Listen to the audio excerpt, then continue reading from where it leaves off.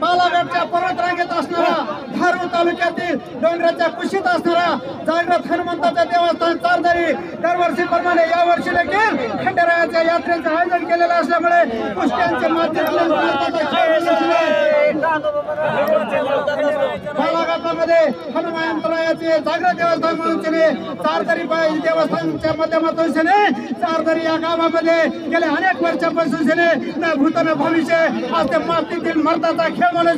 कुस्त्याचा फड रंगवला जातो। या भागातील या पंचगंगेतील आणि बीड जिल्ह्यातील मराठवाड्यातील पैलवान हा खेळाचा आनंद घेण्यासाठी आणि कुस्त्याची दंगल पाहण्यासाठी मोठ्या प्रमाणामध्ये उपस्थित आहेत। कान्हाबाची यात्रा गेल्या अनेक वर्षापासून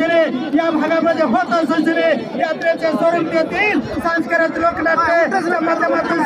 जनतेची करमणूक केलेली असल्यामुळे आपण या गावातील देवस्थानाच्या माध्यमातून कोणतेही संकट या चारधारी गावावर येत नाही आणि जागृत देवस्थान म्हणून